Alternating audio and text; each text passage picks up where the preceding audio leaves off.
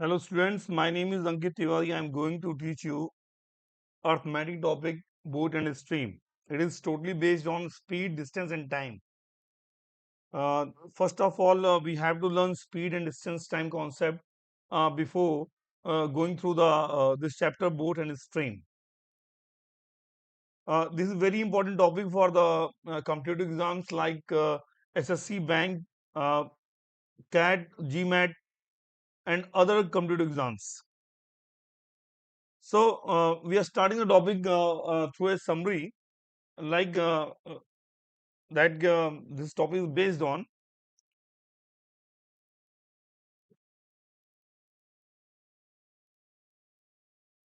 This topic is just based on speed.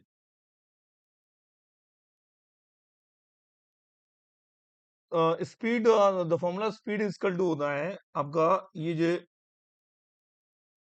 Based है distance upon time पर based है ना। जैसे अगर हिंदी में बोलेंगे चार बराबर दूरी बटे समय बोलते हैं। That is very important topic. Then firstly we have to know in which unit we measure the distance. तो डिस्टेंस को अगर हम मेजर करते हैं तो distance either measure in kilometre और इन मीटर, किलोमीटर और मीटर में। टाइम अगर मेजर करते हैं आर में या तो सेकंड में करते हैं। इसीलिए जब भी आपकी स्पीड की यूनिट पूछी जाती है तो स्पीड की unit will be discuss in kilometre per hour, otherwise in metre per second. तो यहाँ पर सबसे बड़ी चीज है कि कन्वर्जन। जब भी हमारे पास एग्जाम में क्वेश्चंस आते हैं then we have to convert all the unit same same units. अगर किलोमीटर में दिया गया है तो समय को आवर में चेंज करना पड़ेगा। अगर मीटर में दिया गया है तो टाइम को सेकंड में चेंज करना पड़ेगा। ये नहीं कि किलोमीटर के साथ में सेकंड ले ले, मीटर के साथ में आर ले ले। जैसे एग्जाम्पल तौर पे यूनिट कन्वर्जन कैसे करते हैं हम। जैसे कि अगर आपसे बोले कि किलोमीटर पर आवर को आप चेंज करें मीटर पर सेकंड में, तो what ever the value is given, आप उस वैल्यू को 5/18 से मल्टीप्लाई कर देंगे। एग्जाम्पल के थ्रू देखते हैं कि कहा गया है कि 36 किलोमीटर पर आ रहा है आपका। 36 kilometre per hour you have to change in metre per second. Then you have to multiply 36 into 5/18। तो वैल्यू क्या आएगी आपकी 10 मीटर पर सेकेंड आ जाएगी। ऐसे ही इसी का वाइस वर्सा अगर देखें कि अगर आपसे कहे कि मीटर पर सेकेंड देखें, मीटर पर सेकेंड को अगर आपको चेंज करना है किलोमीटर पर आवर में तो you have to multiply this value by 18/5। इस एग्जाम्पल देखते हैं कि जैसे आपको दिया गया है 20 मीटर पर सेकेंड। तो 20 मीटर पर सेकेंड को चेंज करना है किसके अंदर, किलोमीटर पर आवर में चेंज करना है। तो we have to multiply this value by 18/5। कितना आ गया ये 72 किलोमीटर पर आवर। तो ये सबसे इंपॉर्टेंट चीज है, इसे नोट डाउन कर लेना है आप लोग को कि अगर हमें किलोमीटर पर आवर को चेंज करना है मीटर पर सेकेंड में तो हम क्या करेंगे, उसे 5/18 से उस वैल्यू को मल्टीप्लाई कर देंगे। अगर हमें मीटर पर सेकेंड को चेंज करना है किलोमीटर पर आवर में तो हम उसे 18/5 से मल्टीप्लाई कर देंगे। जैसा कि एग्जांपल दिया है मैंने 36 किलोमीटर पर आवर को चेंज करना था मीटर पर सेकंड में, तो हमने 36 की वैल्यू को मल्टीप्लाई किया किससे 5/18 से मल्टीप्लाई किया, जिससे वैल्यू क्या है 10 मीटर पर सेकंड। ऐसे ही 20 मीटर पर सेकंड को हमें चेंज करना था किलोमीटर पर आवर में, तो हमने क्या किया 20 को मल्टीप्लाई किया किससे 18/5 से, 72 किलोमीटर पर आवर। तो ये चीज ध्यान रखना है। अब हम आगे बढ़ते हैं इसके बाद। तो जैसा कि आपको पता चल गया कि फिर से मैं रिपीट कर देता हूं कि किलोमीटर पर आवर को चेंज करना मीटर पर सेकंड में किससे करेंगे हम 5/18 से, और अगर मीटर पर सेकंड को चेंज करना है तो हम किसे गुणा करेंगे उस वैल्यू को 18/5 से, तो ये वैल्यू कन्वर्ट हो जाएगी। फॉर्मूला हमने क्या था कि हमारा सबसे मेन फॉर्मूला क्या है, speed equal to distance upon time. इसको हम ये भी लिख सकते हैं कि distance equal to speed into time. अगर डिस्टेंस निकालना होगा तो स्पीड को टाइम से मल्टीप्लाई कर देंगे। फॉर्मूला एक ही फॉर्मूले से हर चीज आ रही है। या अगर हमें टाइम निकालना है तो टाइम इक्वल टू क्या जाएगा डिस्टेंस अपॉन स्पीड। देखिए, ये स्पीड डिस्टेंस के किसी भी टॉपिक से रिलेटेड रहेगा, तो उसके लिए यही एक फॉर्मूला यूज होता है। हर जगह आपको इसी का यूज करना है। इसी ये एक कहते हैं ना कि कोई भी टॉपिक होता है, जिस शरीर के अंदर एक आत्मा होती है, वैसे ही टॉपिक के लिए ये फॉर्मूला क्या है, आत्मा का काम करती है। अब आते हैं अपने मेन कॉन्सेप्ट पे, आते हैं बोट एंड स्ट्रीम पे आते हैं। बोट एंड स्ट्रीम, बोट को जैसे आप लोग पता ही होगा, नाव। बोट भी हो सकता है, या आपका क्रूज भी हो सकता है, या कोई स्विमर हो सकता है। स्ट्रीम यानी कोई भी नदी है, नदी जब फ्लो करती है तो फ्लो में भी स्पीड होती है। तो इसमें देखिए, इस टॉपिक को पढ़ने के लिए हमें सिर्फ 4 लेटर के बारे में जानना जरूरी है।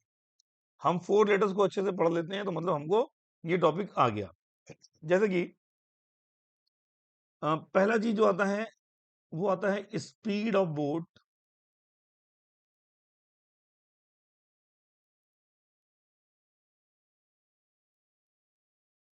Speed of boat in still water, शांत जल में नाव की चाल। तो जैसे कि हमें पता है कि बोट स्पेलिंग किससे स्टार्ट होती है, बी से स्टार्ट होती है।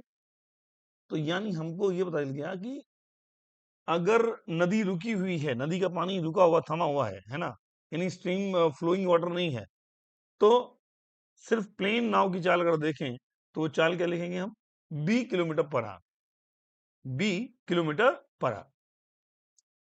अब अगर कहते हैं कि नदी की भी चाल है, स्पीड ऑफ करंट, करंट बोल सकते हैं या स्ट्रीम बोल सकते हैं, व्हाटएवर, जैसा भी एग्जाम में क्वेश्चन आ जाए, जो भी दिया हो उसको ध्यान देना है। स्पीड ऑफ करंट यानी करंट की स्पीड से स्टार्ट होती है, सी से होती है। तो यानी हम क्या बोल देंगे कि जो स्ट्रीम की स्पीड है वो सी किलोमीटर पर आ रहा है। अब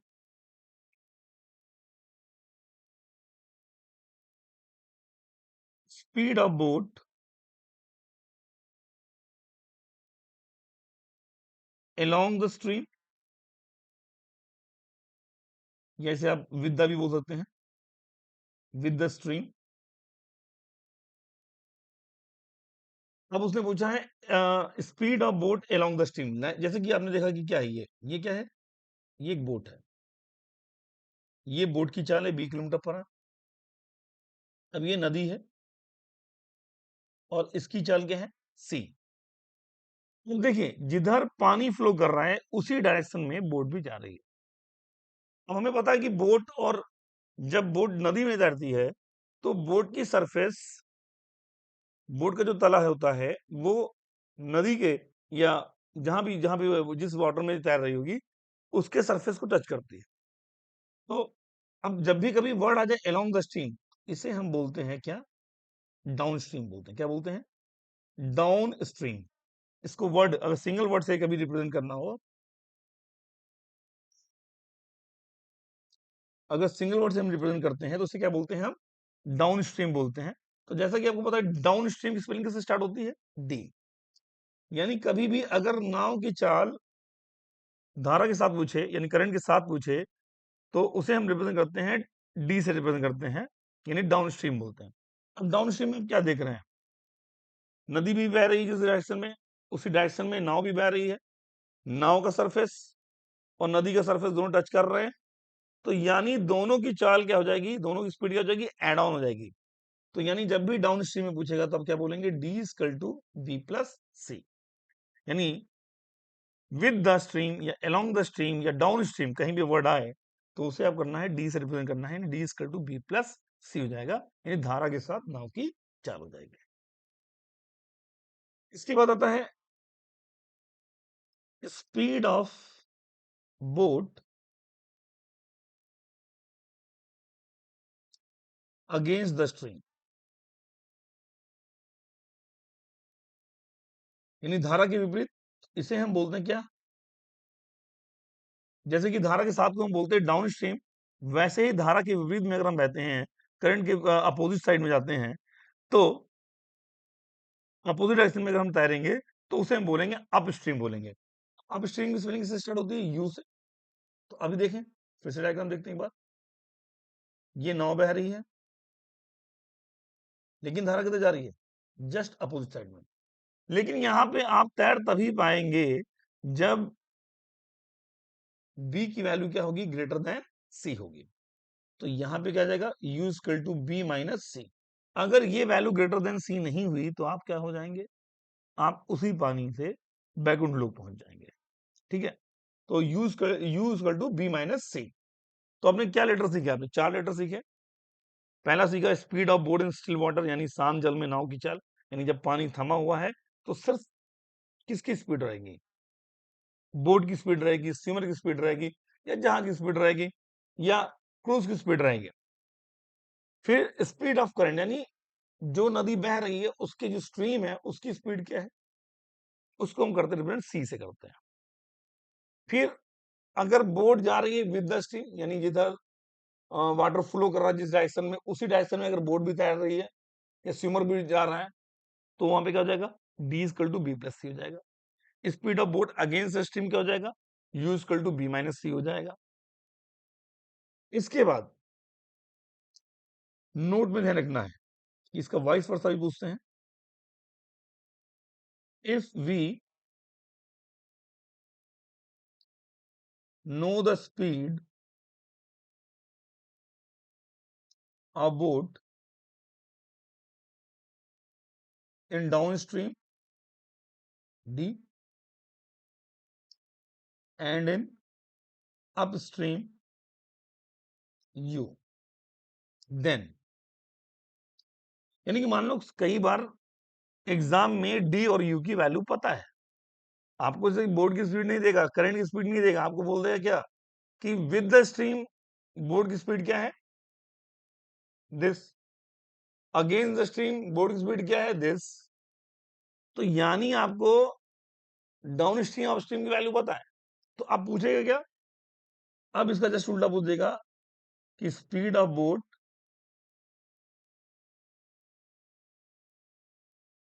इन स्टिल वाटर, तो स्टिल वाटर लिख से करते बी, तो बी की वैल्यू इसके आधार पर कैसे आएगी, बी इक्वल टू आ जाएगा D plus U by to,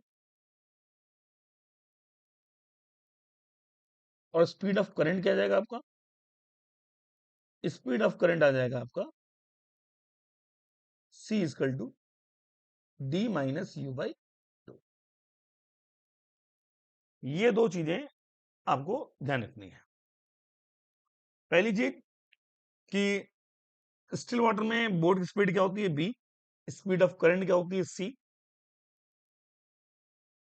along the stream आ जाए तो धारा के साथ आप जाएंगे, यानी विद द स्ट्रीम या along the stream word use हो रहा तो उसे बोलते हैं डाउन स्ट्रीम। डाउन स्ट्रीम में जैसा कि मैंने बोला कि सरफेस टच करेगा तो दोनों की स्पीड क्या हो जाएगी, जुड़ जाएगी, तो बी प्लस सी हो जाएगी, क्योंकि दोनों सेम डायरेक्शन में जा रहे हैं। लेकिन जब अगेन में आते हैं, अगेंस्ट में, तो वो चीज माइनस आती है। लेकिन यहाँ पर बी की वैल्यू क्या होनी, ग्रेटर देन सी, उसे बोलते हैं अपस्ट्रीम, तो यू की वैल्यू होती है कि बी माइनस सी हो जाती है जब बी और सी की वैल्यू पता हो।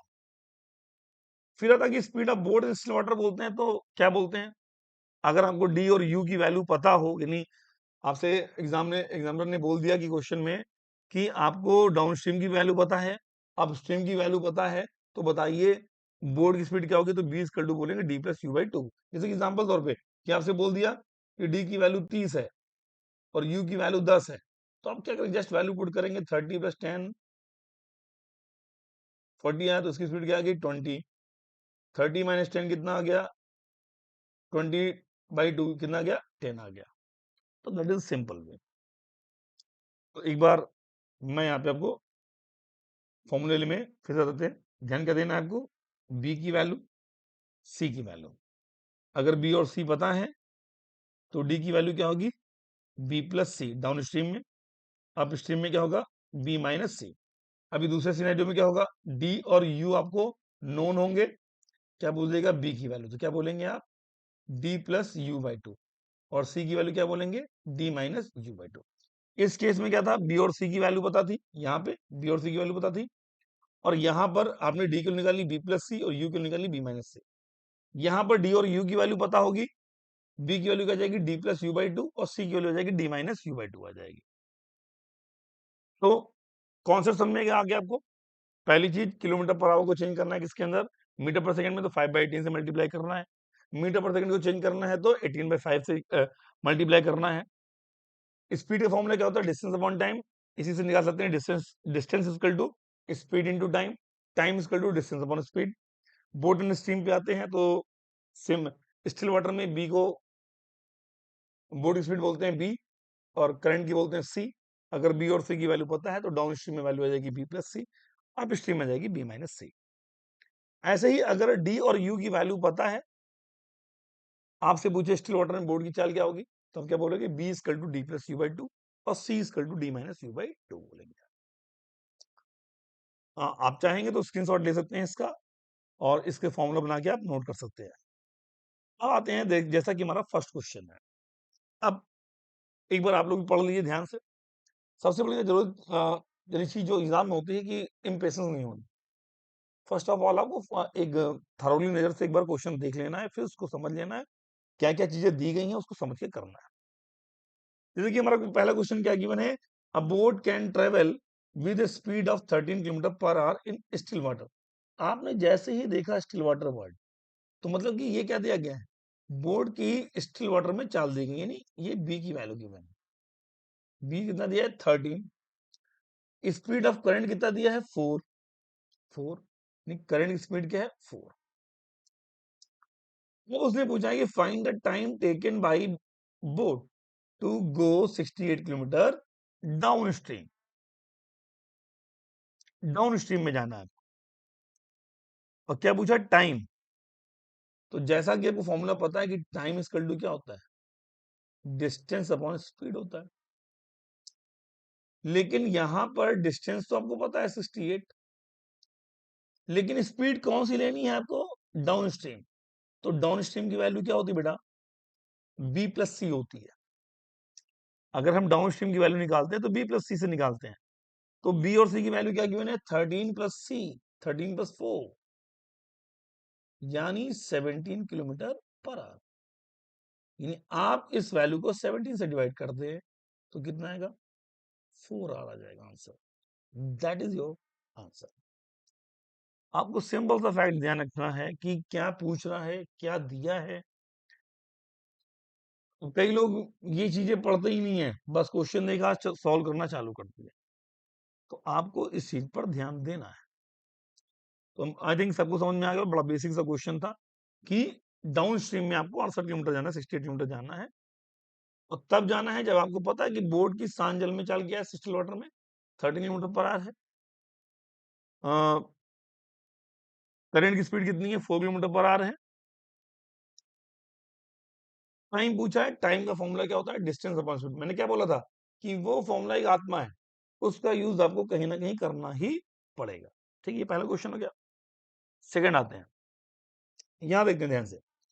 A man speed with the current is 15 kilometre per our. एक व्यक्ति की चाल।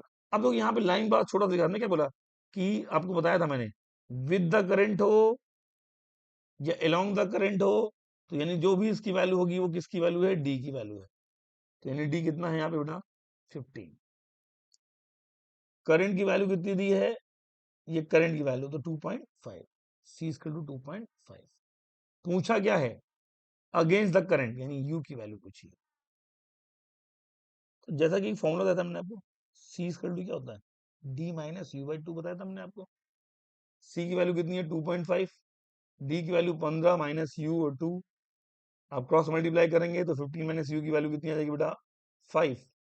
और यहां से यू की वैल्यू आएगी 15 माइनस 5, यानी कि 10 किलोमीटर पर आवर। इजी। हाँ, बड़ा बेसिक सा क्वेश्चन था। हाँ, in 1 hour a boat goes 11 kilometre along the stream. ये आर गलत लिखा है ना? तो यानी अलोंग द स्ट्रीम अगर आप 1 घंटे में 11 किलोमीटर जाते हैं, तो अलोंग का मतलब क्या होता है? With the current. यानी अगर 1 घंटे में 11 किलोमीटर जाते हैं, तो मतलब आपकी स्पीड क्या होगी? 11 किलोमीटर पर आवर। तो यानी यहां से डाउन स्ट्रीम की वैल्यू क्या आ गई? 11 किलोमीटर पर आवर। लेकिन वही दूरी, अ, वही 1 घंटे में वो अगेंस्ट स्ट्रीम कितना जाता है? 5 किलोमीटर जाता है। तो यानी यू की वैल्यू कितनी होगी आपकी? 5 किलोमीटर पर आवर। क्या पूछा है? Speed of boat in still water. तो हमने बताया था कि अगर आपको डी और यू की वैल्यू पता है तो बी की वैल्यू क्या होगी, डी प्लस यू बाई 2, यानी 11 plus 5 divide by 2, 16 divide by 2 यानी 8 किलोमीटर पर आवर। कोई दिक्कत? नेक्स्ट पे चलते हैं, क्वेश्चन नंबर 4। हाँ, अब यहां पे क्या बोला, अ boat running down stream covers a distance of 16 kilometre in 2 hours. यानी 2 घंटे में 16 किलोमीटर चलते हैं, यानी पर घंटे चाल क्या होगी आपकी, 8 किलोमीटर पर आवर। लेकिन कहां पे, डाउन स्ट्रीम में। Speed is equal to distance upon time, लेकिन ये स्पीड कौन सी है, डाउन स्ट्रीम की है, क्योंकि यहाँ पे वर्ड यूज हुआ डाउन स्ट्रीम। फिर उसने बोला while for covering the same distance upstream, कितने और, 4 आवर, मतलब वही 16 किलोमीटर वो किसमें ट्रेवल कर रहा है, 16 4 आवर्स में। तो यहां से यू की वैल्यू क्या जाएगी, अब पर घंटे निकालना है आपको, तो 16 को 4 से डिवाइड कर दे, कितना जाएगा, 4 किलोमीटर पर आवर। फिर से बची what is speed of boat in still water, इन फिर से बी की वैल्यू पूछी है, बी की वैल्यू क्या होती है, D plus U by 2, 8 plus 4 divide by 2, कितना आ गया, 6 किलोमीटर पर आवर। कोई सा, हाँ, क्वेश्चन नंबर 5, ये बड़ा एक बेसिक से क्वेश्चन है, लेकिन आते हैं हम, इनको भी कई बार गड़बड़ कर देते हैं लोग। खाली किस लिए गड़बड़ कर देते हैं, एग्जाम का प्रेशर होता है, हमारे दिमाग में बहुत सारी चीजें पढ़ के हम गए होते हैं, बहुत सारी चीजें ध्यान रखते हैं, लेकिन बस क्या करते हैं, माइन्यूट सी चीजें पढ़ नहीं पाते हैं, दिमाग में चलता है कि इतना सिंपल से कहाँ सकता है, लेकिन गड़बड़ हो जाता है। यहाँ पे कह दिया कि speed of boat in still water is 15 kilometre per hour. अब स्टिल वाटर दिया तो बी की वैल्यू की मैंने, rate of current is 3, distance travelled down stream 12 minutes. अब डिस्टेंस फॉर्मूला क्या बोला था मैंने, स्पीड इनटू टाइम, लेकिन स्पीड कौन सी है, डाउन स्ट्रीम की है, तो डाउन स्ट्रीम में क्या स्पीड होती है, बी प्लस सी। टाइम कितना दिया, 12 मिनट, 12 मिनट। अब स्पीड कितनी आएगी, 18 किलोमीटर पर आवर। लेकिन डिस्टेंस तब तक नहीं निकलेगी जब तक आप इस मिनट की वैल्यू को आवर्स में चेंज नहीं करेंगे। तो मिनट को आवर्स में चेंज करने के लिए हम क्या करते हैं, we just divide the value by 60, क्योंकि 1 घंटे में 60 मिनट होते हैं, तो 1 मिनट में कितने घंटे होंगे, 1/60 आवर्स। हम इसको 12/60 से डिवाइड कर देंगे, तो ये आर में आ गया, आर से आर कैंसिल हो गया, 5 आ गया, और डिवाइड किया तो कितना आ गया, 3.2 किलोमीटर आंसर। अब आपने देखा नहीं कि स्पीड हमने बी प्लस सी क्यों लिखा, क्योंकि यहाँ वर्ड दिया गया है डाउन स्ट्रीम, हमें डाउन स्ट्रीम में ही यूज करना है, तो हमने इसको क्या कर दिया, बी प्लस सी इंटू 12।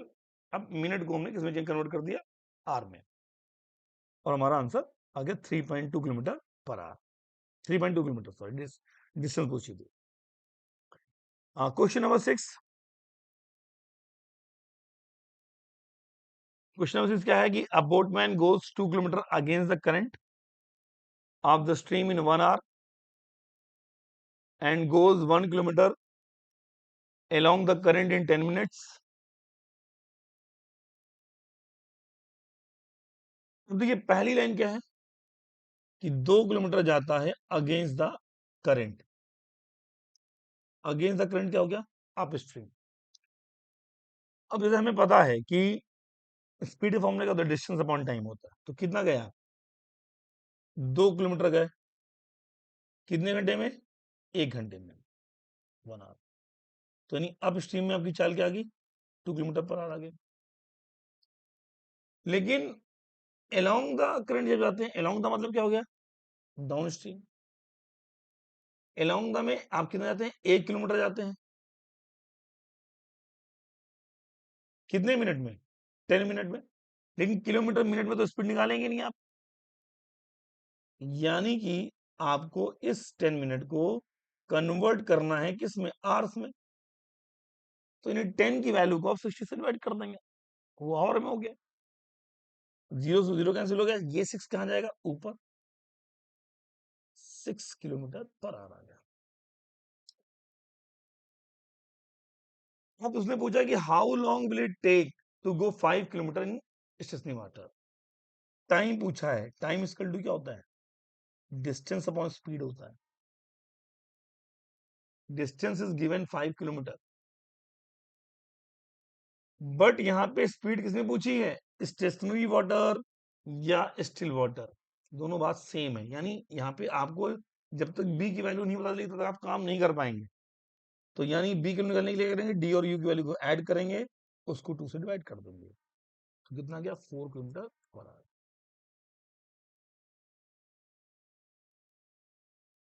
तो 5/4 आर आया। ये लिख सकते हैं 1/4 आर, या लिख सकते हैं 1 आर। अब 1 घंटे में कितने मिनट होते हैं, 60 मिनट होते हैं। 60 मिनट का 1/4 कितना होगा, 15। तो 1 आवर 15 मिनट। तो इस तरीके से आप कन्वर्ट कर लेंगे। तो कौन सा ऑप्शन नंबर है, option number C is right. देखिए मैंने आपको समझाने के लिए, रेट करने के लिए लिखा है, अदरवाइज जैसे आपकी प्रैक्टिस रहेगी आप तुरंत समझ जाएंगे कि 1 घंटे में 2 किलोमीटर, यानी आप स्ट्रीम में कितनी चाल होगी, 2 किलोमीटर पर आवर। तो आप सीधे 2 किलोमीटर पर आवर लिखेंगे। डाउन स्ट्रीम में कितनी होगी, 1 किलोमीटर 10 मिनट, तो 10 मिनट को आप कन्वर्ट कर देंगे, 1/6 आवर आएगा। अब वो 6 ऊपर चले जाएगा तो कितना होगा, 6 किलोमीटर पर आवर आ जाएगा। फिर आप बोर्ड की स्पीड निकालेंगे, क्योंकि स्टेशनरी वाटर बोला है, तो आप क्या करेंगे, 6 + 2 डिवाइड बाई 2, यानी 4 किलोमीटर पर आ जाएगा। क्वेश्चन ने पूछा कि टाइम स्पीड, टाइम पूछा है तो डिस्टेंस अपॉन स्पीड, दूरी कितनी दी गई है, 5 किलोमीटर। स्टेशनरी वाटर में पूछा तो बी की वैल्यू आप पुट कर देंगे वहां पे, 5/4 आर आ जाएगी। अगर आर में गिवन है तो आप ऐसे लिख देंगे, घंटे मिनट में दिया है तो आप 1 आवर 15 मिनट बोल देंगे।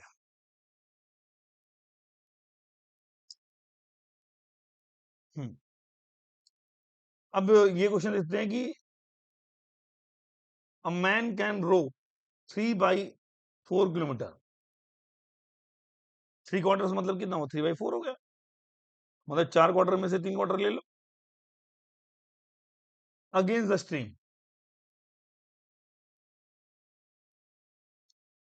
इन 11 1/4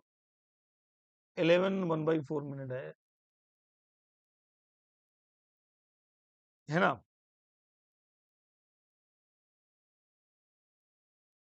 कुछ जिसमें मिसप्रिंट है उसको देखते हैं बाद में। क्वेश्चन नंबर 8 देखते हैं। Speed of boat in standing water is 9 kilometre per our. यानी स्टैंडिंग वाटर की मतलब क्या, स्टिल वाटर है, स्टिल वाटर मतलब बी, बी की वैल्यू कितनी है, 9। स्पीड ऑफ करंट कितनी है बेटा, 1.5 kilometre per our. A man rose to a place at a distance of 105 kilometer and comes back to the starting point. The total time taken by him. अब यानी देखो, इसको समझना बहुत जरूरी है। आप ये कॉन्सेप्ट भी समझ लीजिए आप, कि मान लीजिए ये एक नदी की डिस्टेंस गिवन गया है, x किलोमीटर गिवन है, ए से चलता है बी तक जाता है, ठीक है। ये एक नदी है, से बह रही है यहाँ पे, ऐसे जाते हैं तो आप डाउन स्ट्रीम जाते हैं, लेकिन जब लौटते हैं तो आप कैसे लौटते हैं, अप स्ट्रीम। तो जाते समय टाइम क्या लगेगा, टाइम ऑफ डाउन स्ट्रीम लगेगा, और लौटते समय टाइम क्या लगेगा, टाइम ऑफ अपस्ट्रीम। जैसा कि हमने फॉर्मूला लिखवाया था आपको कि टाइम इक्वल टू क्या होता है, डिस्टेंस अपॉन स्पीड। तो यहाँ पे डिस्टेंस क्या है, एक्स है, स्पीड क्या होगी, डी। यहां पर भी डिस्टेंस वही सेम है, लेकिन स्पीड क्या रहेगी, यू। तो ए से बी तक जाने में और बी से ए तक लौटकर आने में जो टोटल टाइम लगेगा बेटा वो क्या लगेगा? Time of down stream, time of up stream. भाई ऑब्वियस सी बात है, अगर आप कभी नदी की धारा के साथ जाएंगे तो बट ऑब्वियस सी बात है लौटेंगे तो आप धारा के विपरीत ही लौटेंगे ना, तो दोनों का टोटल टाइम आएगा। तो यहां से जो फॉर्मूला बनेगा x upon D, x upon you इसका टोटल टाइम। और जैसा कि पता है कि डाउन स्ट्रीम में चाल क्या होती है, बी प्लस सी, और अप स्ट्रीम में क्या होती है, बी माइनस सी। तो x upon B plus C और एक्स अपॉन बी माइनस सी, ये फॉर्मूला भी आपको ध्यान में रखना है कि आप जगर अगर आप जाते हैं डाउन स्ट्रीम में तो लौटेंगे अप स्ट्रीम में। तो इस पे मैं स्टार बना देता हूं, क्योंकि ये फॉर्मूला नोट कर लीजिएगा, ये कॉन्सेप्ट भी नोट कर लीजिएगा कि मान लीजिए नदी के बीच की दूरी क्या है, x किलोमीटर है। आप गए हैं डाउन स्ट्रीम में, लौट रहे हैं अप स्ट्रीम। तो जब जाएंगे तो यहाँ पर टाइम लगेगा, वो कौन सा लगेगा, डाउन स्ट्रीम का टाइम लगेगा। टाइम का फॉर्मूला क्या होता है, डिस्टेंस अपॉन स्पीड, यानी x by D. Up stream में क्या होगा, एक्स बाई यू। अब यहाँ पे देखिए हमारे क्वेश्चन में बी और सी गिवन है, और उस आदमी का प्लेस गिवन है 105 kilometre, and comes back to the starting point, यानी फिर लौट के उसी पॉइंट पे आ जाता है। टाइम निकालना है आपको। 105 गया धारा के साथ, तो 9 + 1.5 वैल्यू पुट करते हैं आप। लौटा धारा के खिलाफ, 9.9 माइनस 1.5। 105 बटे कितना गया, 10.5, और 105 बटे कितना गया, 7.5 बनाए। ये 10 आ गया यहाँ पे, और जब इसे हम आप डिवाइड करते हैं तो ये आती है वैल्यू 14। क्या है आंसर, 24 किलोमीटर पर आवर। ये एक ऐसा फॉर्मूला कि इस पर बेस्ड क्वेश्चन एग्जाम में बहुत आता है, तो आपको ये ध्यान रखना है। अब देखिए ये क्वेश्चन बस इतनी लाइन का था, हमको सिर्फ वैल्यू पुट करनी थी। अगर हमें ये कॉन्सेप्ट पता होता कि x upon B plus C plus x upon B minus C equal to time हो, टोटल टाइम। आप गए हैं धारा के साथ, लौटेंगे धारा के खिलाफ, है ना। अगर करंट के साथ जाएंगे तो करंट के अगेंस्ट लौट के आएंगे। तो करंट के साथ जाएंगे तो वहां पे टाइम ऑफ डाउन स्ट्रीम लगेगा। करंट के खिलाफ लौट के आएंगे तो वहां पे टाइम ऑफ अप स्ट्रीम लगेगा। टाइम का फॉर्मूला आपको पता है कि डिस्टेंस अपॉन स्पीड होता है। तो इसके आगे के क्वेश्चंस के बारे में हम डिस्कस करेंगे। अब यहीं पे मैं विराम करता हूं। एक बार आपको फॉर्मूला फिर से रिपीट करा देता हूं जो जो हमने पढ़ा है। हाँ, ये फॉर्मूले में फिर जाते हैं, और यहाँ पर ये फॉर्मूला भी लिख देते हैं कि टाइम इक्वल टू क्या होता है, अगर आप किसी पर्टिकुलर पॉइंट से जाते हैं, डाउन स्ट्रीम में गए, अप स्ट्रीम में लौटे, तो time of down stream plus time of up stream. Time equal to क्या जाएगा, x upon B plus C और x upon B minus C. तो यहाँ पे हमने देखा पर्टिकुलर फॉर्मूले का आपका लिस्ट बन गया है। किलोमीटर पर आवर से चेंज करना है तो 5/3 से मल्टीप्लाई कर दें। मीटर पर सेकंड से किलोमीटर पर आवर में चेंज करना है तो 18/5 से मल्टीप्लाई कर दें। 18/5 से मल्टीप्लाई कर देंगे। स्पीड इक्वल टू क्या होता है, डिस्टेंस डिस्टेंस अपॉन टाइम होता है, या डिस्टेंस इक्वल टू क्या होता है, स्पीड इनटू टाइम होता है, या टाइम इक्वल टू क्या होता है, डिस्टेंस अपॉन स्पीड होता है।